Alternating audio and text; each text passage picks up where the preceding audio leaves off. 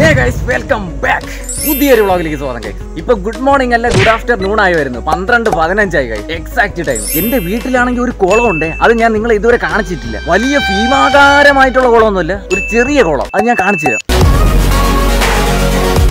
ഒരു തേങ്ങ ഇത് കുരുട്ട് തേങ്ങയാണെന്നോ? അയ്യോ, ഇങ്ങനെ ഒരു ഷേപ്പിലൊരു തേങ്ങ ഞാൻ കണ്ടിട്ടില്ല. ഇങ്ങനത്തെ തേങ്ങ ഉണ്ട്.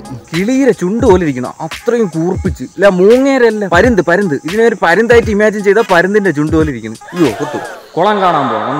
നോക്കിയായി അത്രയും കരിയില് വന്ന് വീണ് കുളമായി കേട്ടോ. വേനലായതുകൊണ്ടാണ്. ഇതിൽ നിന്ന് ആക്ച്വലി നമ്മൾ വെള്ളം ഉപയോഗിക്കുന്നില്ല. ഇവിടെ ചെടികൾ നടാനും വാഴ നടാനും തെങ്ങ് നടാനും ഒക്കെ ഇതിൽ നിന്നാണ് വെള്ളം എടുക്കുന്നത്. അത്രയും കരിയില വീണ്. ഇനിയിപ്പോ ഇതിനൊരു കവറൊക്കെ മേടിച്ചിട്ട് കഴിഞ്ഞാൽ മീൻ വളർത്താൻ ഭയങ്കര സെറ്റായിരിക്കും. പക്ഷെ എനിക്ക് മീൻ വളർത്തുന്നതിനോട് താല്പര്യമില്ല. കാരണം അതിനെ നമ്മൾ വളർത്തിയിട്ട് കൊല്ലണമല്ലോ, അതിനെ കഴിക്കണമല്ലോ എന്നുള്ളൊരു ചിന്ത വരുമ്പോൾ വളർത്താനായിട്ട് തോന്നൂല. നിങ്ങളിപ്പോ നന്മ വരെയൊന്ന് എന്തെങ്കിലുമൊക്കെ വിളിക്കും. എന്തൊരു വിളിച്ചാലും മറ്റൊരു ജീവി എന്റെ ഒരു കൈ കൊണ്ട് വളർത്തി കൊല്ലുന്നതിനോട് എനിക്ക് യാതൊരു താല്പര്യമില്ല.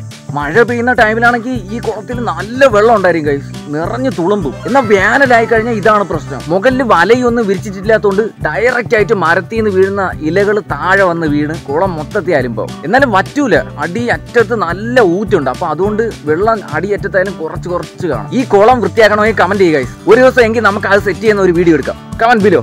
കുളം നോക്കാൻ പോയപ്പോഴ് തേങ്ങ കിട്ടിയെന്നേ, തേങ്ങ കൊണ്ട് വീട്ടിൽ പോയി ചമ്മന്തി അരച്ചെന്നേ. ഹോയാ ഹോയ്, ഹോയാ ഹോയ്. അങ്ങനെ നീണ്ട ഒരു ഇടവേളയ്ക്ക് ശേഷം തിരിച്ചെത്തിയിരിക്കുന്നു. മണി ഇപ്പൊ 2 മണിയായി ഗൈസ്. വയറ് വിശക്കുന്നു. ഞാൻ ഇപ്പൊ ഇത്രയും നേരം ഇരുന്ന് കുറെ നേരം ഇരുന്ന് എഡിറ്റ് ചെയ്ത് ഗൈസ്. ഞാൻ അങ്ങനെ കുറച്ചു നേരം ഒന്ന് പുറത്തേക്ക് ഇറങ്ങി പച്ച കളറിലോട്ട് നമ്മൾ നോക്കിക്കഴിഞ്ഞു കഴിഞ്ഞാൽ സ്ക്രീനിൽ ഇത്ര നേരം സ്ക്രീനിൽ നോക്കിയിരിക്കുന്നില്ല. അപ്പൊ ആ ഒരു ടൈമിൽ നിന്ന് നമ്മൾ പച്ചയിലോട്ട് നോക്കും, കണ്ണിന് എത്രയോ ഒരു കുളിർമയും ബാക്കിയുള്ള കാര്യങ്ങളെല്ലാം വരും. സോ അങ്ങനെ പച്ച നോക്കിയിട്ടൊന്നും വീട്ടിൽ ചോറ് കഴിക്കാം. ഇന്ന് എന്തരാന്തോ സ്പെഷ്യൽ പോയി നോക്കിയതാ. മാങ്ങ തോരൻ, പൊരിച്ച മുളക്, പൊരിച്ച മീൻ, ഒഴിച്ചുകൂട്ടാൻ, പിന്നെ സലാഡും ഉണ്ട്. ഫസ്റ്റ് നമ്മൾ കുറച്ച് പൊരിച്ചാൻ എടുക്കാം. ഓ, പിന്നെ കുറച്ച് തോരൻ, പിന്നെ എൻ്റെ ഫേവറേറ്റ് മുളക് പൊരിച്ചു. നീ കഴിച്ചു നോക്കാം. അടിപൊളി ഗൈസ്. ഫാമിലി ഫുഡ് നമുക്ക് എപ്പോഴും ബെസ്റ്റ് ആയിരിക്കും ഗൈസ്. എന്നും പറയുന്നത് പോലെ തന്നെ ഇനി ഞാൻ കഴിച്ചിട്ട് വരാം. ഇന്നലെ നല്ല ഹെവി മഴ പെയ്തെങ്കിൽ ഇന്ന് അതിന്റെ ഒരു ലക്ഷണവും കാണാനില്ല. നല്ല അടിപൊളി വെയിൽ. ഇതാ കണ്ട, ഇത് ഇറങ്ങി എല്ലായിടം കൂടെ പൊള്ളിപ്പോവും. ഇവിടെ ഒരു VIP കിടന്നുറങ്ങിയാണ്, കാണിച്ചു തരാം. ഇതാണ് ആ VIP. ഭാർഗവി, നമ്മൾ ഇരിക്കേണ്ട കസേരയിൽ പൂച്ച കയറി ഇരിക്കുന്നു എന്ന് പറഞ്ഞ അവസ്ഥയാണ് ഗൈസ്. ഓ, VIP ട്രീറ്റ്മെന്റ് ആണ് എല്ലാം. ഉറക്കം കണ്ട, വിളിക്കണ്ട, ശല്യപ്പെടുത്തണ്ട, നമുക്കങ്ങ് പോവാം, കിടന്നുറങ്ങട്ടെ. ഭാർഗവി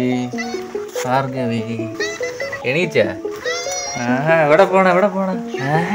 എഡിറ്റിംഗ് കഴിഞ്ഞ് വീഡിയോ അപ്ലോഡ് ചെയ്ത് പുറത്തിറങ്ങിയോ ഒരു മഴ പെയ്ത് തോന്നുക. ഇടയ്ക്കൊന്ന് കറണ്ട് പോയായിരുന്നു, നല്ല ഇടിയും വെട്ടി. ഇന്നലത്തെ പോലെ ഇന്ന് മഴ പെയ്തു. പക്ഷെ ഇന്നലത്തെ ആ ലോങ്ങിലുള്ള അത്രയും നേരം നീണ്ടുന്ന മഴ പെയ്തില്ല. ഇടി വന്ന് മഴയെ കൊണ്ടുപോയെന്ന് പറയാം. നോക്കെ വാടി ഇന്ന് റോസാപ്പൂ മഴ പെയ്തപ്പോ അതിനെ കാണാൻ ഒരു പ്രത്യേക ഭംഗിയില്ലേ. ഓ, വെള്ളം വന്ന് റോസാ ചെടിയിൽ വീണപ്പോ ആ ഒരു കളറും എല്ലാം കൂടെ കാണാൻ പ്രത്യേക ഒരു ഭംഗി തന്നെ. വീട്ടിൽ കയറി പോ, എന്റെ പുറകെ വരാൻ വേണ്ടി നിൽക്കുകയാണ്. ഞാൻ ഒരിടത്ത് പോണില്ല. എന്തിനാണ്? പറഞ്ഞ വാ, വേണേ വാ. എന്തിനാണ്? എന്തിനാ വിളിക്കണ നീ? ഇതിന് 24/7 8 നേരം ഫുഡ് കിട്ടി കഴിഞ്ഞു കഴിഞ്ഞാൽ ഒരു പ്രശ്നമില്ല. അല്ലാത്ത സമയം എപ്പോഴും ഫുഡിന് വേണ്ടി ഇങ്ങനെ വിളിച്ചുകൊണ്ടേയിരിക്കും. അതാണ് ഇതിന്റെ ഒരു പ്രത്യേകത, അല്ലേ ഭാർഗവി? ഫുഡ് കിട്ടിയേ വിളിക്കൂല. പ്രത്യേകിച്ച് മീൻ കണ്ടു കഴിഞ്ഞാൽ പിന്നെ ഒരു രക്ഷയില്ല. കണ്ടില്ലേ അവിടെ നോക്കിയാണ്, മേഘം കൊണ്ട് മൂടി പ്ലെയിൻ ആയിട്ട് കിടക്കണം. ഈശ്വര, ഇടിയും വിട്ടണം, നല്ല അടിപൊളി. ദൈവം, ഇടി വിട്ടണ്. നേരത്തെ ഇതിനെക്കാട്ടിയും വലിയൊരു ഇടി കിട്ടിയായിരുന്നു. ഒരു ഇമ്പോർട്ടന്റ് അപ്ഡേറ്റ് ഉണ്ട് ഗൈസ്. ഞാൻ കൊല്ലം വരെ പോയാണ്. ഇപ്പൊ നിങ്ങൾ എന്താണെന്ന് ചോദിച്ചു കഴിഞ്ഞാൽ അത്യാവശ്യമായിട്ട് പോകണം ഗൈസ്. കാരണം എന്ന് പറഞ്ഞു കഴിഞ്ഞാൽ എന്റെ കൂട്ടുകാരൻ വയ്യാതെ കിടക്കുകയാണ്. അവന് ഷോക്ക് അടിച്ചിട്ട് ഇങ്ങനെ വയ്യാതെ കിടക്കുകയായിരുന്നു കുറച്ച് നാളുകൾക്ക് മുമ്പ്. അപ്പൊ അവനെ പോയി ഇതുവരെ കണ്ടില്ലായിരുന്നു. അപ്പോൾ എല്ലാ പയ്യന്മാരും കൂടെ എന്റെ കൂട്ടുകാരന്മാരും എല്ലാവരോടും നമ്മൾ ഒരുമിച്ച് കോളേജ് പഠിച്ചിരുന്നു. അവൻ കൊല്ലത്തുള്ളയാണ്. അങ്ങനെ ഞാനും ആദർശും അനിലളിയനും എന്റെ അനിയനും നമ്മളെല്ലാവരും നേരെ പോയി അവനെ കാണാൻ പോയാണ്. ഫസ്റ്റ് ഓഫ് ഓൾ ഇവിടുന്ന് ഞാൻ നെടുമങ്ങാടോട്ട് പോകും. അവിടുന്ന് ഏണിക്കര, അവിടുന്ന് ആയിരിക്കും പിന്നെ നേരെ കൊല്ലത്തോട്ട് നമ്മൾ തിരിക്കുന്നത്. അപ്പൊ ഏണിക്കര എത്തിയിട്ട് നമുക്ക് കാണാം. ഓക്കെ, എത്ര നാളിന് ശേഷം വ്ളോഗിൽ നിന്നെ കാണണം.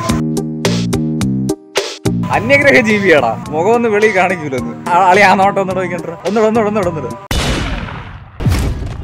ഗായ്സ്. അപ്പൊ നമ്മള് കാരേറ്റ് എത്തിയിരിക്കുകയാണ്. കാരേറ്റിൽ നിന്ന് ഇനിയും ഉണ്ട്, ഒരുപാട് ദൂരം പോകാനായിട്ടുണ്ട്.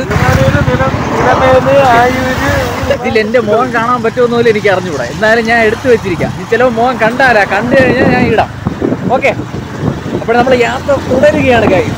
ഓക്കെ ഗൈസ്, ഇത് നെക്സ്റ്റ് ഡേ ആണ്. നെക്സ്റ്റ് ദിവസം എന്നൊക്കെ പറയാം. അത് ഇന്നലെ രാത്രി 12 ആയപ്പോഴാണ് നമ്മൾ എത്തിയത് കൊല്ലത്ത് പോയിട്ട്. പിന്നെ ഞാൻ ഔട്ട്ഡോർ എടുക്കാനോ ബാക്കിയുള്ള കാര്യങ്ങൾ എടുക്കാനോ ഒന്നും നോക്കില്ല. കൊല്ലം പോയതിന്റെ ബാക്കിയുള്ള ക്ലിപ്സ് എവിടെയെന്ന് നിങ്ങളിപ്പോൾ ചോദിക്കാം. ലാസ്റ്റ് കണ്ട ക്ലിപ്പിന്റെ അതേ ക്വാളിറ്റി ആയിരുന്നു. എല്ലാം ഡാർക്കായി പോയി, ഫുള്ള് ഗ്രെയിൻസ്. ഇന്നലെ ഒരു സർപ്രൈസ് വിസിറ്റ് ആയിട്ടാണ് അവൻ്റെ കൂടെ ഞാൻ കാര്യങ്ങൾ വിളിച്ച് ചോദിച്ച അസുഖവിവരങ്ങളെല്ലാം ചോദിച്ച് നേരെ അവൻ്റെ വീടിന്റെ ഫ്രണ്ടിൽ പോയി നിന്നായിരുന്നു. അവൻ തന്നെ ഞെട്ടി. അതൊരു സർപ്രൈസ് ആയിട്ടുള്ള വിസിറ്റ് ആയിരുന്നു. പക്ഷേ അത് ഞാൻ എടുത്തതൊന്നും അറിയാൻ പോലും ഇല്ല ഗൈസ്. കാരണം എന്ന് പറഞ്ഞാൽ ഫുള്ള് ഇരുട്ടിന് ഒരു രക്ഷയില്ല. അവൻ്റെ എക്സ്പ്രഷനോ കാര്യങ്ങളൊന്നും കിട്ടിയില്ല ഞാൻ പറയില്ല. ഇനി സ്റ്റോറി ഞാൻ പറയാം എന്താണെന്നുള്ള എക്സാക്ട് സ്റ്റോറി എന്താണെന്നുള്ള ഞാൻ പറയാം. അതായത് ഞാനും അവനും കൂടെ പോളിടെക്നിക്കിൽ ഒരുമിച്ച് ഒരേ കോളേജിൽ ഒരു ബെഞ്ചിൽ ഒരുമിച്ചിരുന്ന് പഠിച്ചു. അങ്ങനെ അന്നോട്ടേ ഉള്ള ഫ്രണ്ട്ഷിപ്പാണ്. നമ്മൾ ഇതിന് മുമ്പ് ചാനലിൽ ഒരു കൊല്ലം വ്ളോഗ് ഉണ്ട് ഗൈസ്. അപ്പോൾ ആ വ്ളോഗിലേക്ക് കളി ഉണ്ടായിരുന്നു. അന്ന് കാറൊക്കെ എടുത്തോണ്ടെന്ന ആളിയനായിരുന്നു. അപ്പോൾ അതുകൊണ്ട് ഞാൻ പറയാൻ വന്ന കാര്യമല്ല. അപ്പോൾ അവൻ ജോലി ചെയ്യുന്ന ടൈമിൽ 11 kV ലൈനിൽ കയറി പിടിച്ച ആളിന് ഷോക്ക് അടിച്ചത്. 2ാമത്തെ നിലയിൽ നിന്ന് വർക്ക് ചെയ്യുന്നത്. അപ്പോൾ അതിൽ കൂടെ ഈ 11 kV പോയിട്ടുണ്ടായിരുന്നു. അപ്പോൾ അതിൽ കയറി പിടിച്ചു കൊടുത്ത് ഷോക്ക് അടിച്ചിട്ട് അങ്ങനെ തോള് പോയി. ഈ തോളിന്റെ ഇവിടെ നിന്നുള്ള ഈ കണക്ട് ചെയ്തിട്ടുള്ള സംഭവമല്ലേ, അത് വിട്ടുപോയി. അപ്പോൾ അത് പിടിച്ചിങ്ങനെ ഇട്ടിരിക്കുകയാണ്. ഇത് എടുത്തടിച്ച് വന്ന് വീഴുന്നതിനുള്ള അപകടങ്ങൾ കാര്യങ്ങളുണ്ട്. അതിന്റെ ഒരു ചെറിയ ബിറ്റ് ഞാൻ, അതായത് അവന്റെ കയ്യിലെ സുഖവിവരങ്ങളെല്ലാം കൂടെ എടുത്ത് വെച്ചിട്ടുള്ള ഒരു ചെറിയൊരു ബിറ്റുണ്ട്. അത് നിങ്ങൾ കണ്ടിട്ടോ?